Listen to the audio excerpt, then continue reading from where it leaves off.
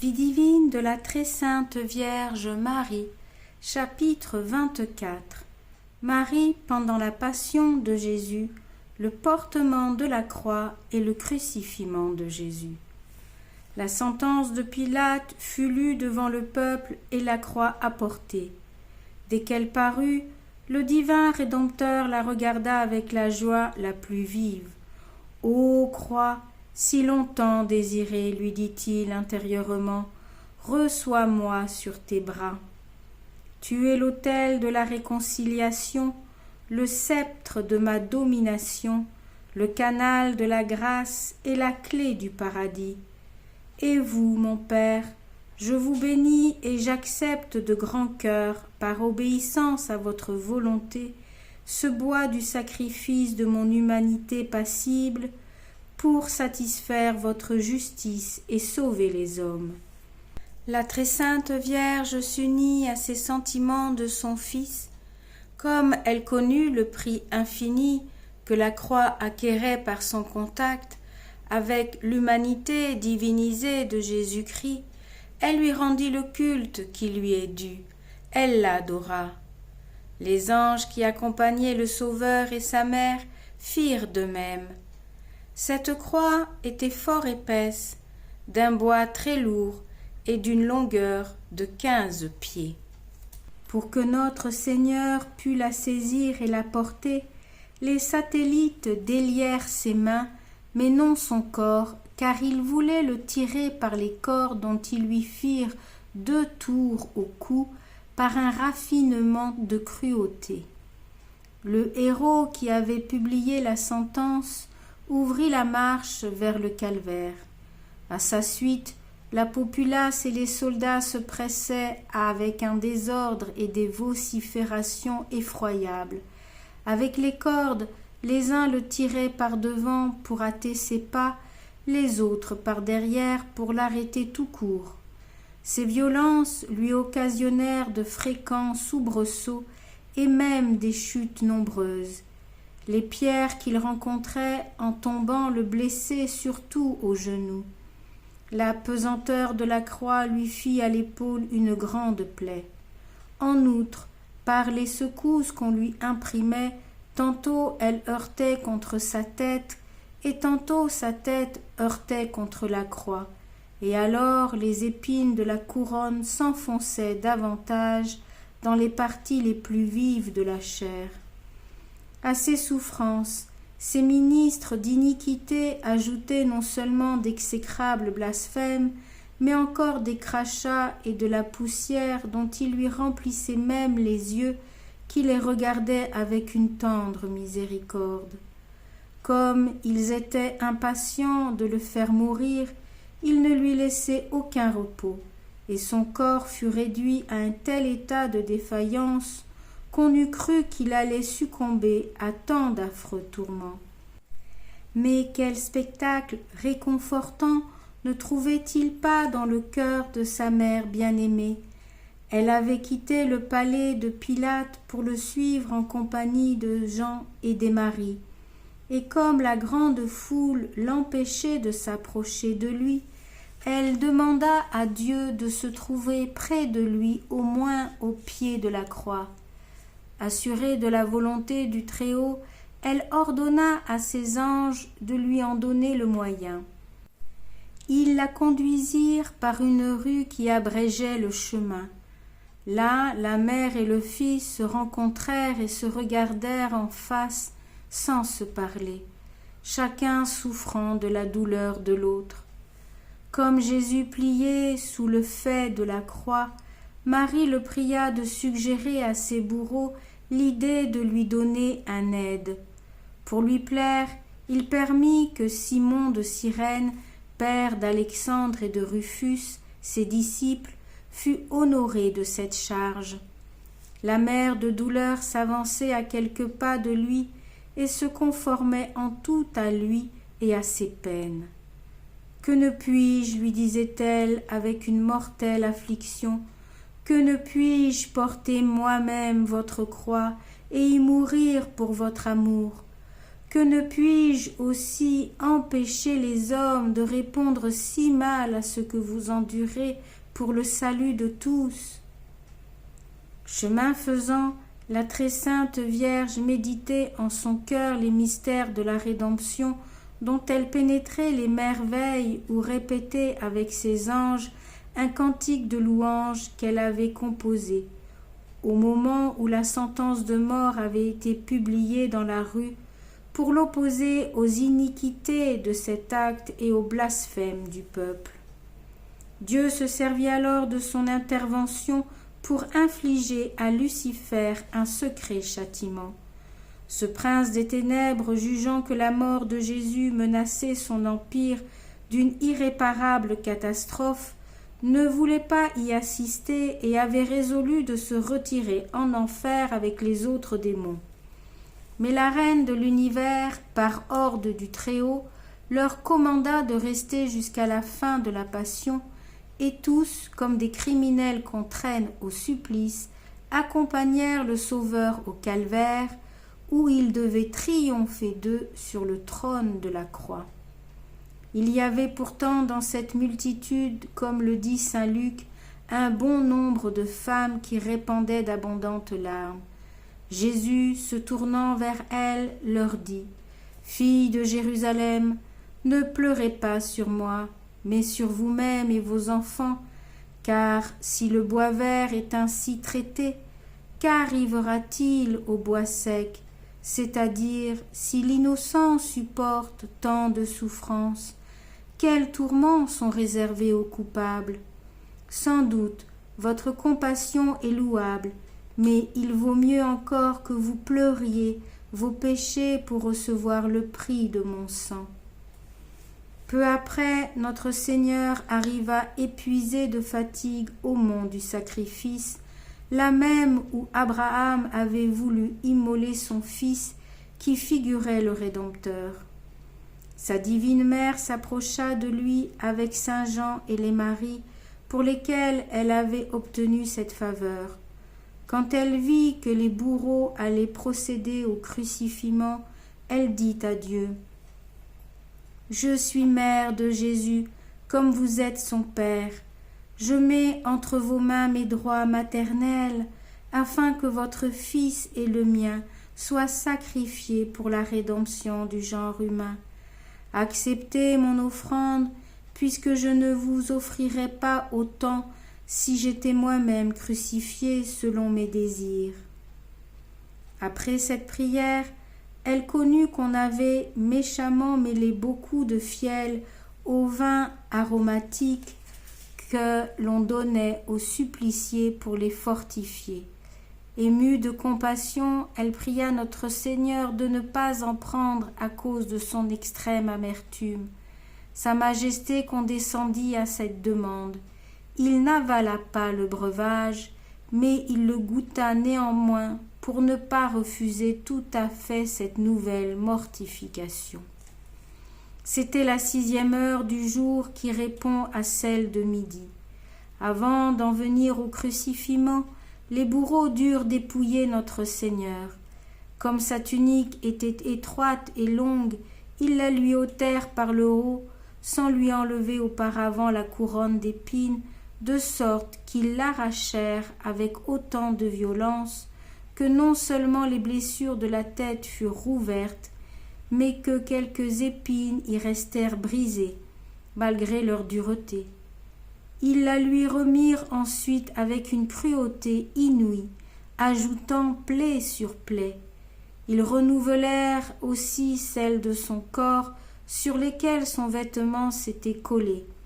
Le vent et le froid lui apportèrent aussi leur particulière douleur. Une de ses plus grandes peines en ce moment fut d'apparaître au regard de la multitude vêtue incomplètement. Il fit ce sacrifice à son amour et à son enseignement d'une extrême pauvreté et d'un détachement total des choses terrestres. Mais il garda la demi-tunique qu'on s'efforça vainement de lui ôter. Elle lui resta jusque dans le sépulcre. Renvoi 1 de bas de page. C'est ce qui m'a été déclaré plusieurs fois, dit la vénérable Marie d'Agreda, deuxième partie, livre 6, chapitre 22. Du reste, le caleçon faisait partie du vêtement des Hébreux avec une espèce de chemise, une tunique et un manteau. Fin du renvoi, reprise de la lecture. Pendant que les bourreaux préparaient les choses nécessaires à son crucifixion et à celui des deux larrons, il adressa à son père cette prière. « Mon père, j'offre à votre majesté tout mon être humain avec toutes les œuvres que j'ai faites par lui, ma mère bien-aimée, son amour et ses douleurs, ses œuvres très parfaites et son dévouement dans mon service, le petit troupeau de mes apôtres, mon Église telle qu'elle existera jusqu'à la fin du monde, et avec elle tous les enfants d'Adam pour lesquels je meurs, afin qu'ils soient tous sauvés, s'ils profitent des grâces de la rédemption. Je vous prie particulièrement pour les pauvres et les affligés, pour ceux qui me persécutent comme pour ceux qui assistent pieusement à ma mort, et surtout pour la gloire de votre saint nom. » La mère de douleur s'unit à cette prière, car cette première parole de son adorable Fils, « Rendez-vous semblable à moi », s'accomplit admirablement dans le cours de sa passion. Comme cela a été déjà signalé, elle éprouva en sa personne les souffrances intérieures et extérieures du Sauveur, de telle sorte qu'on peut dire qu'avec lui elle fut souffletée, flagellée, couronnée d'épines, couverte de crachats et clouée à la croix. Sans doute ce fut d'une manière différente, mais toujours avec une très grande ressemblance, afin que la mère fût en tout la vive image du Fils. Enfin arriva le moment de la crucifixion. Les bourreaux ordonnèrent insolemment au Créateur de l'univers de s'étendre sur la croix pour y marquer la place des clous, mais par méchanceté, ils firent ces marques à une distance trop grande. La très sainte Vierge comprit cette odieuse intention, mais elle ne put pas l'empêcher parce que notre Seigneur voulut souffrir pour les hommes ce surcroît de peine. Lorsqu'il se leva de la croix, elle s'approcha de lui, l'aida en le prenant par le bras, l'adora et lui baisa la main avec la plus profonde vénération. La ravissante beauté de son âme et son profit complet de la passion remplirent le divin crucifié d'une joie intérieure qui contribua en quelque façon à le fortifier. Après qu'on eut fait les 3 trous dans la sainte croix, les bourreaux commandèrent une seconde fois au maître du monde de s'y étendre pour y être cloué. L'un d'eux lui prit une de ses mains, et tandis qu'il la tenait sur le trou de la croix, un autre l'y cloua à coups de marteau. Quand il fallut clouer l'autre main, elle ne put arriver au trou qui avait été malicieusement placé trop loin. Pour en venir à bout, ces hommes impitoyables prirent la chaîne avec laquelle le très doux Sauveur avait été lié. Ils mirent la main dans une espèce de menotte qui était à l'un des bouts et tirèrent ensuite par l'autre bout avec tant de violence qu'ils réussirent. Après cette brutalité, ils passèrent aux pieds, les posèrent l'un sur l'autre, les lièrent avec la même chaîne, les tirèrent avec une extrême cruauté et les fixèrent enfin tous deux avec un 3e clou plus fort que les autres. Ainsi fut attaché à la croix ce corps sacré, dont l'admirable structure fut rompue, au point qu'on n'en pouvait compter tous les os, selon la parole prophétique du 21e psaume, tant qu'ils s'étaient disloqués d'une manière sensible, surtout ceux de la poitrine et des épaules. Il n'est pas possible de concevoir les douleurs atroces que notre miséricordieux Sauveur endura dans ce supplice. Il ne les fera mieux connaître qu'au jour du jugement, pour justifier sa cause contre les épreuves et pour être dignement glorifié par les élus. Elles reçurent néanmoins encore, dans des actions inouïes, un notable accroissement. Les bourreaux résolurent de river les clous, de peur qu'ils ne lâchassent. Dans ce dessein, ils levèrent la croix pour la renverser contre terre, avec le Seigneur qui était attaché. Cette nouvelle cruauté fit, cette fois, frémir tout le peuple qui jeta un grand cri d'horreur et de compassion. Quant à la mère de douleur, elle pria le Père éternel d'empêcher la perpétration de cet inqualifiable attentat tel qu'il était conçu et ordonna aux saints anges de prendre garde à leur Créateur. Aussi, quand la croix fut renversée, la soutinrent-ils de manière que le corps de leur roi ne toucha pas la terre qui était couverte de pierres et d'ordures. Mais que ne souffrit-il pas lorsqu'on dressa la croix? Il y eut des bourreaux qui, en la soutenant de la pointe de leur lance, firent au divin crucifié de profondes blessures en divers endroits et surtout sous les bras. À cette barbarie tout à fait inattendue, le peuple redoubla ses cris. Les gens qui avaient quelque humanité gémissaient dans la désolation. Il y en avait même qui n'osaient regarder le Rédempteur dont le sang ruisselait par toutes ses plaies. D'autres proclamaient son innocence. Les étrangers étaient saisis d'étonnement. Mais les pontifes et les pharisiens, fiers de leur réussite, se livraient à une joie infernale et outrageaient leur adorable victime. Ils lui jetaient des pierres et de la poussière, et, branlant la tête, ils lui adressaient des railleries et des défis que rapporte l'Évangile. Les deux larrons, dont les croix s'élevaient l'une à sa droite et l'autre à sa gauche, lui disaient aussi des insolences qui lui furent d'autant plus sensibles qu'ils étaient plus près de la mort. Désolée de tant de blasphèmes, la mère de douleur ne se contenta pas de les réparer par des hommages, mais prosternée aux pieds de la croix, elle supplia le Père éternel de défendre l'honneur de son Fils par des signes éclatants. Son zèle lui inspira même la volonté d'user en cette circonstance de son pouvoir de reine de l'univers. « Soleil, lune, étoiles, planètes, dit-elle, arrêtez votre cours. Terre, perds ton repos. Rochers, brisez-vous. Tombeaux, ouvrez-vous. Voile du temple, déchire-toi. Que tout rende gloire au Rédempteur. » Par un premier effet de cette prière et de ce pouvoir agréé par le Très-Haut, le soleil retira partout sa lumière, et les ténèbres couvrirent toute la terre d'un voile de deuil. Instruction de la très sainte Vierge. Ma fille, Jésus-Christ n'aurait pas suffisamment rempli sa mission de sauver les hommes s'il ne leur eût enseigné que leur nécessaire victoire sur eux-mêmes et les démons doit être le fruit de la croix.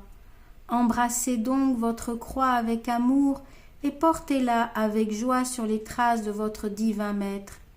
Il faut que vous mettiez votre gloire dans la persécution, les mépris, les outrages, les maladies, la pauvreté et tout ce qui est pénible.